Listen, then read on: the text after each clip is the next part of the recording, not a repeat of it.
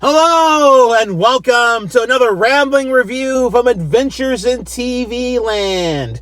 For this Rambling review, we're going to talk about the movie The Long Walk. Now, The Long Walk is based off of a Stephen King novel.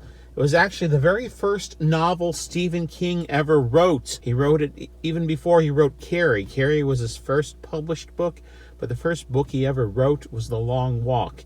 It was eventually published, but it was published under the pseudonym that he published several stories and books under, called Richard Bachman. It was part of the Bachman books. There's some people, they say it is his most pressing, his most dark novel that he's ever written. I've not read all of Stephen King's books. I've read a lot of them, probably fifth maybe of everything he's written, but my connection to The Long Walk, I did like the book, the story, the novel so well that about 20 years ago, I wrote an adapted screenplay of The Long Walk when I was trying to fine-tune my writing skills, and heard that Stephen King, he did his Dollar Baby thing for young filmmakers and those interested, and he occasionally did that with his novels that had been published under Richard Bachman's name. Occasionally let young filmmakers do those for $1, make a movie about them.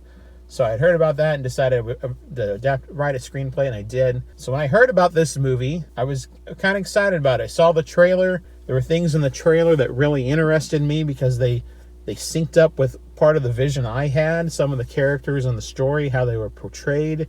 Diversity, I guess, in the cast at the time, because when it was written, almost all the characters in the story, the original story, they're all white. There's a couple that aren't white, but there's a few of them most of them are all from the East and the New England area, because that's where Stephen King was from. That's what he knew when he was growing up, when he was younger. There are several differences between the novel and the book, or between the novel and the movie. Some of those I liked, some of them I didn't. They cut the cast down dramatically. Instead of having 100 people, as is in the story, 100 young men. And it's in the book, The Walk is for men between 13 to 21. You can go on the walk. You can't be any older than that. You can't be any younger than 13. And it takes place every year, and there's 100 people. And it's an application process. It's this annual event. It's a big thing. The movie, there's hardly anybody on the sides of the roads in the movie, because they said they're not allowed to be. The major doesn't allow them to be. And the book, that's not the case. There's people here and there. The crowds get bigger as the walk goes on, and as they get towards cities and things like that. But in this case, in the movie, they changed that. Anyway, there's another big thing about the movie that changed from the book, which I found it a little bit jarring. There's a twist that happens that's very different from the book. I think it was unnecessarily to do, but they did it anyway. The premise of the story is that there's, in the movie, 50 men, one from each state, young men, teenagers. They're going on this walk. You just walk until you drop. There's no finish line. You just keep walking. You get 3 warnings. If you fall below the walking pace, you get a warning. But if you walk an hour without getting another warning, that warning goes away. After your 3rd warning, there's no 4th warning. They kill you. So that's it. That's how the people are eliminated. If you leave the path, the roadway, you can be killed. Yeah, you just keep walking. There's no stopping for eating. There's no stopping to use the bathroom. Nothing like that. The movie, I will say the movie, it's rather graphic, and then when they show the people dying, I think that was something, if I had made this movie, I would not have done that. It's unnecessary that they actually show any of the kills, really. You don't have to physically show, other than maybe the first kill.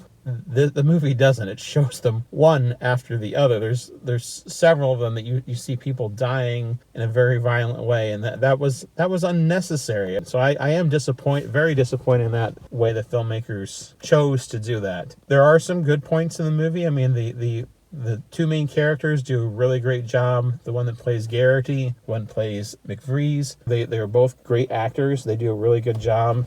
You really don't get to know anyone else other than the 2 main people for the most part. There's a quartet that you sort of get to know a little bit, those characters, and a few other side characters, but the only 2 that you really get to know are the 2 main characters. I don't know, the budget, I know the budget for this film could not have been very large. They probably spent most of their budget, in all honesty, having Mark Hamill as the major, and I honestly would have wished that they had not had Mark Hamill in the movie, and there was someone else, someone who's unknown, to play the character, and they would have spent more money on crowd scenes, more money on extras, things like that, because it feels very empty in a lot of places, which, I mean, some of the walk would have been that way and is that way in the book, but this is a film, and there are times when it kind of drags, in all honesty. I'm torn about this movie, how I feel about it. I think it's okay.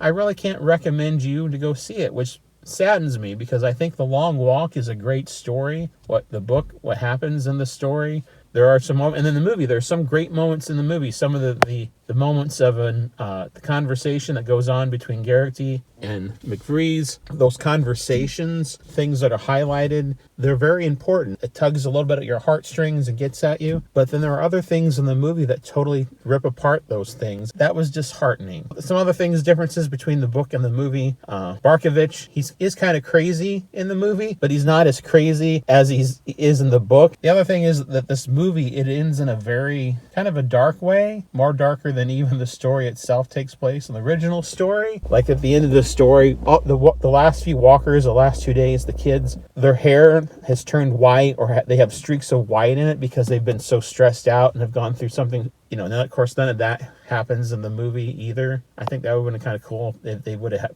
did that as well, because there's moments where some of the characters are actually sleepwalking, fall asleep while they're walking, when they wake up and suddenly they got a white streak in their hair because, they're stressed out by the memory of something that happened before. Anyway, it's not a horrible story. It's not a horrible movie, but I can't really recommend you going to see it. I have to give this movie, because of the way the deaths are portrayed, I will give this movie a 4 out of 10, which it saddens me to say that, because the two main actors do a really good job. Because of the way the rest of the things in the film are handled, it's overly depressing. Well, this has been another rambling review from Adventures in TV Land. Until next time, that's a wrap.